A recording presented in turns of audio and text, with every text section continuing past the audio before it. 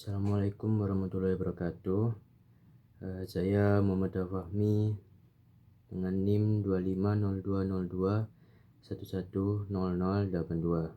Di sini saya akan mempresentasikan hasil resume dari buku Fikih Muamalah karya dari Dr. Prilia Kurnianingsi LC MA SY yang terbit tahun 2021. Buku Fikih Muamalah ini membahas aturan Islam mengenai hubungan antar manusia dalam bidang ekonomi dan sosial, seperti jual beli, utang piutang, sewa menyewa, kerjasama usaha, dan berbagai bentuk transaksi lainnya. Buku ini terdiri dari 12 bab yang membahas prinsip-prinsip muamalah, kedudukan harta, larangan dalam transaksi, hak dan kepemilikan, teori akad, serta berbagai akad tijarah dan tabaruk. Buku ini bertujuan membimbing umat Islam agar menjalankan aktivitas ekonomi sesuai syariat dan terhindar dari praktik yang dilarang. Bab 1 membahas tentang pendahuluan. Fikih merupakan ilmu yang membahas hukum-hukum syariat yang berkaitan dengan perbuatan manusia berdasarkan dalil-dalil yang terperinci. Syariah adalah aturan Allah yang mengatur hubungan manusia dengan Allah maupun sesama manusia. Muamalah sendiri berarti aturan yang mengatur hubungan antar manusia dalam urusan duniawi, khususnya bidang ekonomi dan sosial. Hukum fikih muamalah berasal dari Al-Quran, hadis, dan ijtihad. Prinsip-prinsip muamalah meliputi tauhid, akhlak mulia, kebolehan dalam setiap transaksi selama tidak ada larangan, kerelaan para pihak, kemaslahatan, dan keadilan. Selanjutnya, bab 2 membahas tentang larangan dalam muamalah. Islam melarang berbagai bentuk transaksi yang merugikan dan merusak keadilan. Larangan tersebut meliputi riba, kilabah atau penipuan, tadlis atau menyembunyikan cacat, ghoben atau ketidakseimbangan harga, najasi atau rekayasa penawaran, ikrah atau paksaan, maisir atau judi, horor, ketidakjelasan, riswah atau suap, ikhtiar, penimbunan barang, kholat, kekeliruan, doror, membahayakan, maksiat, dan zolim. Semua larangan ini bertujuan menjaga keadilan dan kemaslahatan dalam aktivitas ekonomi. Selanjutnya, bab 3 membahas kedudukan harta. Harta memiliki kedudukan penting dalam Islam sebagai amanah dari Allah. Harta dapat digunakan untuk memenuhi kebutuhan hidup, beribadah, membantu sesama, serta menggerakkan roda perekonomian. Islam mengatur cara memperoleh, mengelola, dan memanfaatkan harta agar dilakukan secara halal dan bertanggung jawab. Selanjutnya, bab 4 membahas konsep hak dan kepemilikan. Hak adalah kewenangan atau kemaslahatan yang diberikan syariat kepada seseorang. Kepemilikan dalam Islam bukan bersifat mutlak karena hakikat pemilik segala sesuatu adalah Allah SWT. Manusia hanya diberi amanah untuk mengelola dan memanfaatkannya sesuai dengan syariat. Selanjutnya, bab 5 membahas tentang teori akad.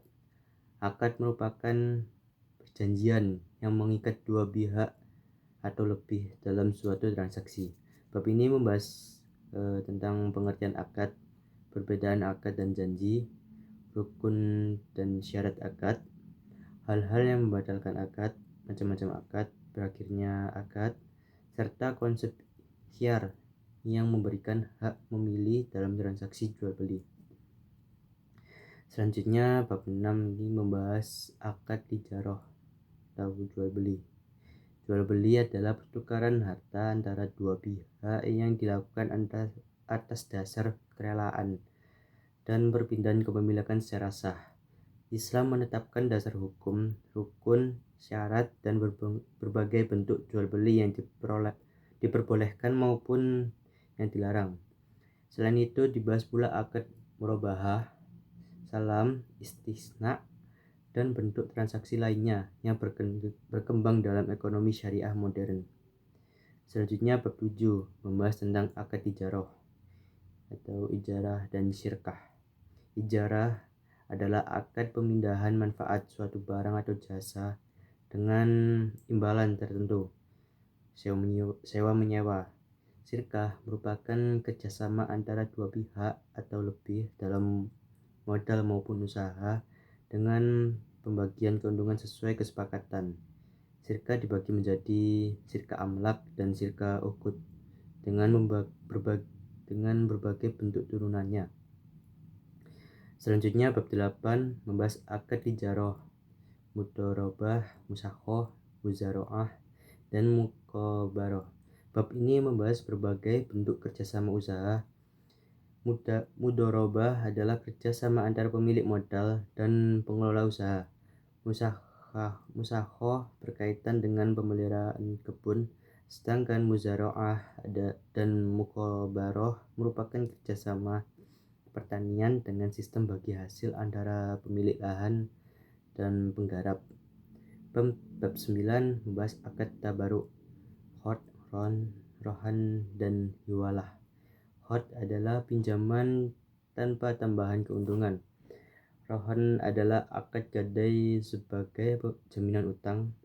Hiwalah merupakan pengalihan utang dari satu pihak kepada pihak lain. Ketiga akad ini bertujuan membantu kebutuhan masyarakat secara adil dan sesuai syariat. Selanjutnya bab 10 membahas tentang akad tabaruk. Kafalah adalah akad penjaminan. Wadi'ah merupakan titipan. Wakalah berarti perwakilan atau pemberian kuasa. Sedangkan ariyah adalah pinjam meminjam barang tanpa imbalan. Seluruh akad ini didasarkan pada prinsip tolong-menolong dan kepercayaan.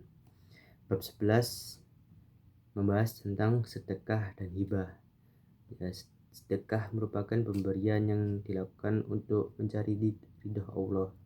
Sedangkan hibah adalah pemberian sukarela kepada orang lain saat pemberi masih hidup. Kedua bentuk pemberian ini memiliki manfaat sosial yang besar, seperti mempererat persaudaraan, menghilangkan sifat kikir, dan membantu sesama. Bab 12 yang terakhir membahas tentang ju'alah. Ju'alah adalah janji pemberian imbalan kepada seseorang yang berhasil melakukan pekerjaan atau memberikan jasa tertentu. Akad ini diperbolehkan oleh mayoritas ulama karena mengandung unsur penghargaan terhadap usaha dan hasil kerja seseorang. Kesimpulannya, fikih muamalah merupakan pedoman penting bagi umat Islam dalam menjalankan aktivitas ekonomi dan sosial sesuai syariat. Melalui pemahaman tentang harta, akad, hak kepemilikan, serta berbagai bentuk transaksi yang halal dan haram, umat Islam dapat menjalankan kegiatan ekonomi secara adil, amanah, dan membawa kemaslahatan bagi individu maupun masyarakat. Tujuan akhirnya adalah terciptanya kehidupan ekonomi yang sesuai dengan prinsip-prinsip Islam dan memperoleh ridha Allah Subhanahu wa taala. Sekian dari saya. Wassalamualaikum warahmatullahi wabarakatuh.